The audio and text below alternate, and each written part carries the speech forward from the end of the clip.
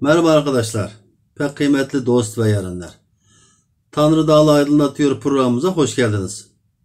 Bugün 6 Mayıs 2021 günlerden Perşembe. Bugünkü konumuz 5 Mayıs Uygur Dopu Bayramı ve Sağlık Bakanımız Sayın Fahrettin Koca'nın yakınışı.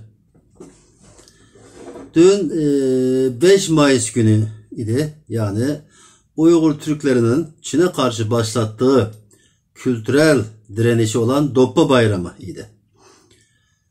Doğu Türkistan konusunda duyarlı olan herkes, hatta birçok siyasi parti liderleri bu kutlu günde Doğu Türkistan'la ilgili duygu yüklü paylaşımlar yaparken bazı gazete haberlerine göre bizim Sayın Sağlık Bakanımız da Çin'den aşının gelmeme nedenini açıklamaya çalışırken şu Doğu Türkistan konusu olmasaydı var ya ben sizi aşı bolluğuna boğardım mealinde bir demeç vermiş. Biz yapalım, gazete haberlerine bir bakalım önce. Sağlık Bakanı Fahrettin Koca Çin'den aşı gelecekti nerede diye soranların Pekin ile Ankara arasındaki ilişkileri bozmaya çalıştığını ileri sürerek başarılı olduklarını söyleyemem ama hasar verdikleri kesin dedi. Sağlık Bakanı Fahrettin Koca sözleşmesi yapıldığı ve parası ödendiği halde aşıların hala ortada olmadığına ilişkin tartışmalara cevap vermek yerine Doğu Türkistan konusunu aşı tedarikine bahane olarak gösterdi. Bu gazetedeki haberin aynısı, yani haber böyle verilmiş. Şimdi ben de diyorum ki Sayın Bakanım, yanlış biliyorsunuz. Kimse sizin Çin ile olan ilişkinizi, aranızı bozmaya çalışmadı. Çin kendisi fıtratı gereği aşı gibi insani bir konuyu anlaşmaya parası ödenmiş olmasına rağmen şantaj malzemesi olarak kullanmaya kalkıştı. Suçluların iadesi kanununu Türkiye Büyük Millet Meclisi'nde imzalatmayı umuyordu. Türk milleti bu şantaja boyun eğmedi. Milletçe Çin'e karşı tavır aldı. Türk milletinin dik duruşu sayesinde bu kanun Türkiye Büyük Millet Meclisi'ne gelemedi. Çin ise bu durumda milletin iradesini dizginleyemediniz diye size kızdı. Ve en iyi yaptığı işi yaptı. Namertlik. Tabii sizin konuya bu açıdan bakma niyetiniz olmadığı için günah keçisi olarak Doğu Türkistan konusunu seçmişsiniz. Gerçi siz daha önce de salgının kontrolden çıkmasından dolayı 84 milyon sorumlu tutmuştunuz ya. Onun için Türk kamuoyu sizin böyle sıkışınca suç ortağı arama huyunuzu bildiği için bu demecinizi ciddiye almamıştır.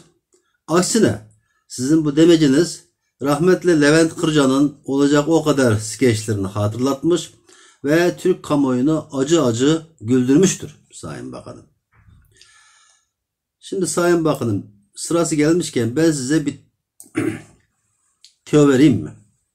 Eğer siz vatandaşlarım Çin aşıyı şantaj olarak kullanmak istedi, biz de boyun eğmedik, yaptığımız anlaşmaya ve parasını ödemiş olmamıza rağmen Çin aşıyı vermiyor, kusura bakmayın demiş olsaydınız var ya, bu millet sizi suçlamak yerine size alkışlar, hatta sizi en büyük bakan bizim Fahrettin Bakan diye omuzlarında taşırdı. Siz bu milleti henüz yeterince tanımıyorsunuz demek. Şimdi ne yazık ki sizin idrak ve algı yeteneğiniz farklı çalıştığı için suçlu olarak Türkiye'den 5000 kilometre ötede Türk varlığını korumak için soykırıma uğramayı göze alan Uygurları suçlamaktan tereddüt bile etmediniz. Gerçekten yazıklar olsun size.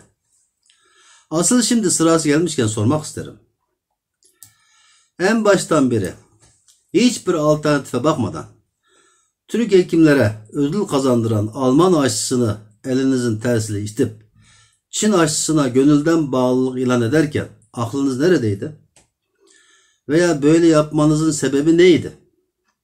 Bugüne kadar Çin Cumhurbaşkanı ve Çinli devlet yetkililerinin Çin aşısı yaptırdığına dair hiçbir belirti yokken, hatta Çin'in İstanbul konsolosu, yani başkonsolosu bile Çin aşısı şu aşamada sakıncalıdır diye demeç verirken, siz Sayın Cumhurbaşkanımızı gaza getirip el alemin önünde Çin aşısı yaptırdınız. Ki o günlerde Çin basından aldığımız habere göre Çin devleti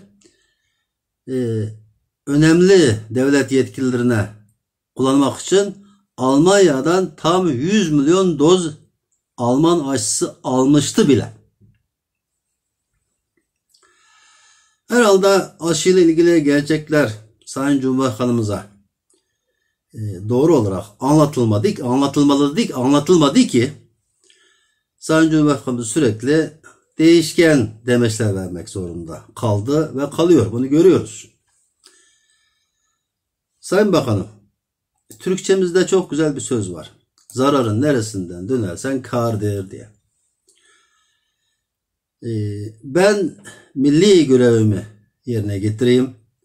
Çin hakkında dünyanın bildiği ama sizin kabul etmek istemediğiniz bazı gerçekleri hatırlatayım. 1. Çin felsefesinde şöyle bir deyim vardır. Bir karış kazanınca bir kulaç ilerlemek lazım. Yani dağısın cinçi.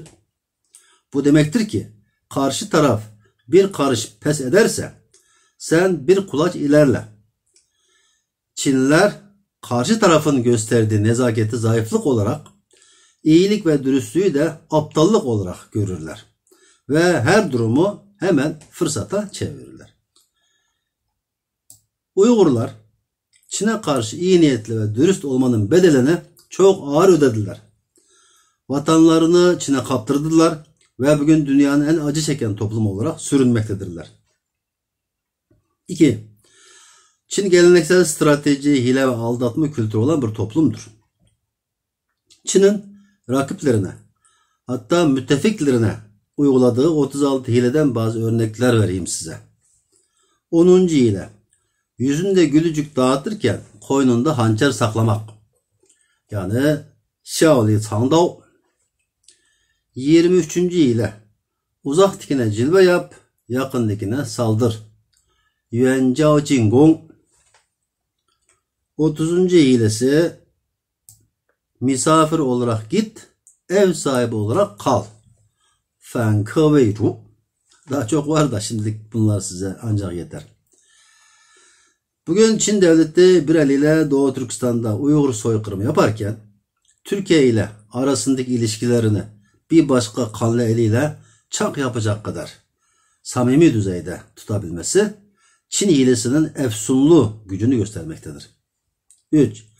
Çin yayılmacılık gayesine sahip bir devlettir. Doğu Türkistan'ın işgali Çin'in yayılmacılığının ilk adımıydı. 1996'da kurulan Şanghay Beşlisi ise Çin yayılmacılığının ikinci adımı olup 2001 yılında Özbekistan'ın da katılımıyla yeniden oluşturulan Şanghay İşbirliği Örgütü Türk dünyasına geçirilen bir boyunduruk olmuştur. 2010 yılında Çin küresel ekonomik güç konumuna gelince Orta Asya Tanrı'nın bugünkü Çinlilere lütfettiği zengin pastadır diyerek gerçek niyetlerini ilan etmişlerdir. 2010 yılında ilan edilen Çin rüyası aslında içerik itibariyle değerlendirildiğinde Çinlilerin dünya hakimiyeti idealinin dışa vurumudur. 2013 yılında ilan edilen bir kuşak bir yol girişiminin nihai hedefi aynen şu şekilde açıklanmaktadır. İnsanlık için ortak kader topluluğu oluşturmak bir kuşak bir yol projesinin nihai hedefidir. Yani tüm yasa, nizam, kural ve ilkelerin Çin tarafından belirlendiği Çin merkezli topluluk oluşturup dünyayı Çinileştirmektir. Yani projenin son hedefi. Çin bu projeyle Türkistan'ı, Orta Doğu'yu, Balkanları önce ticari ağlarla birbirine bağlamanın, sonra inşa ettiği ekonomik ve politik sistemle Avrasya'ya hakim olup dünyaya hükmetmenin peşindedir. Çin devletinin gözde strateji uzmanı, Pekin'de bulunan Halk Üniversitesi Uluslararası İlişkiler Fakültesi Dekanı Bay Jin Senrong 20 Şubat 2021 tarihinde bir konuşmasında yukarıda anlattığımız konuyu çok güzel bir şekilde özetlemiş. Diyor ki 2030'dan sonra imalat göstergeleri açısından dünyada sadece iki ülke kalacak. Çin ve diğerleri. Yani yeryüzünde bütün dünya sadece iki ülke olacak. Birisi Çin, birisi de diğer ülkeler. Ve yani şunları diyor arkadaşlar. Çin'in yükselişiyle birlikte Batı'nın dünyaya hakim olduğu dönem sona erdi. Bir de Çin dünyanın en güçlü ülkesidir demiş. Şimdi Sayın Bakanım, yukarıda görüldüğü gibi Çin'in kötü niyeti ifşa olunca dünya Çin tehdidi karşısında bir refleks göstermiştir. Ve Çin'e karşı tavır almaya, yani kendisini korumanın yollarını aramaya başlamıştır. Türkiye'de bu dünya üzerinde yer alan bir ülke olduğu için insanlığın ortak tavrı, yani bu gidişat Türk kamuoyuna yansımıştır. Ve Türk kamuoyu da Çin'e karşı tavır almaya, şantajlara boyun eğmemeye başlamıştır. Anlayacağınız, kimse Çin ile sizin aranızı bozmaya çalışmadı. Asıl Çin'in kötü niyeti dünyayı ürküttüğü gibi Türkiye'yi de ürküttü, halkı da ürküttü. Dolayısıyla herkes Çin'den uzaklaşmaya başladı. Yani Çin'den uzak durmanın, hatta Çin'e karşı tavır almanın, Çin'e karşı savunmanın yollarını aramaya başladı. Yani olup biten budur. Yani şimdi sonuç olarak şunu size anlatmak istiyorum Sayın Bakanım. Yani aşının gelmemesi sizin suçunuz değil. Çin'in fıtratı ve namertliğinin yansımasıdır. Dolayısıyla kendinize suç ortağı aramanıza gerek yoktur. Evet. Bir dahaki programda görüşene kadar hoşça kalın.